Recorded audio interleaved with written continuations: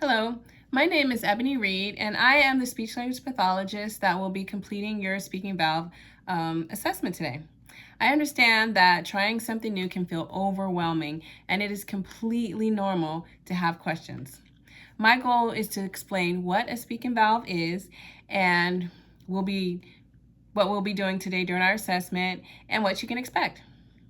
So a speaking valve is a one-way valve that attaches to your tracheostomy tube, and it allows you to breathe through air through your tracheostomy, but when you exhale, the valve closes, as you can see right here. This is the speaking valve, and when you inhale the air, it goes through the valve when you have a little cuff here, and then when you put the speaking valve on, with the cuff deflated, the air can go up and through your vocal folds, out through your nose, so that way you can speak and smell. So this redirects the air again, the air up through your vocal cords and out through your mouth and nose, and it allows you to produce voice, like I just said. So before placing the speaking valve, I will make some observations and make sure it is safe for you because you have a cuff trach tube. One of the most important steps is ensuring that the cuff is completely deflated before the valve is placed.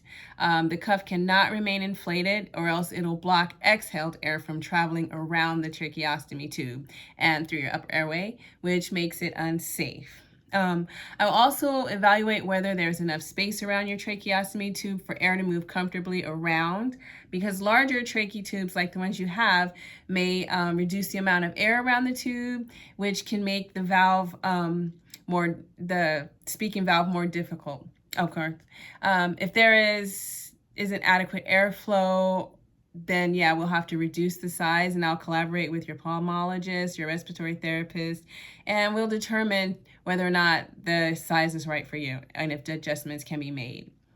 So during the assessment, I'll monitor your breathing, your oxygen levels, your comfort, and your voice quality. Some people are able to speak almost right after, while others may need time to adjust. So initially, you might notice that your voice sounds weak or different, and that is expected.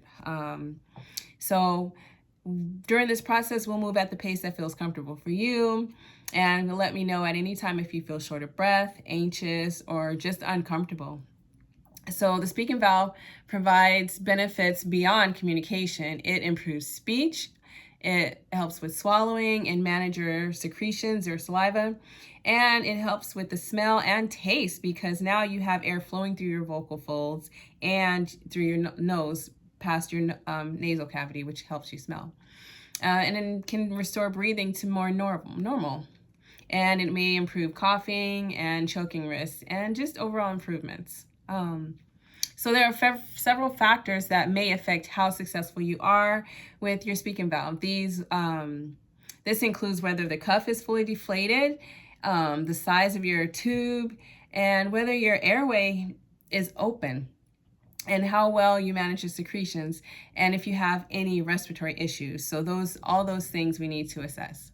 And after today's observation, I will answer any questions you or your family may have and provide educational resources that you can review at home here in this pamphlet.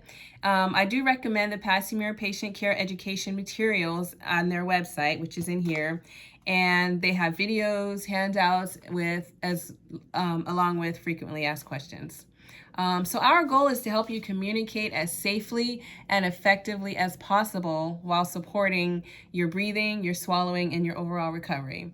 So we will work together throughout this process, and I will ensure you and your family understand each step before we move forward.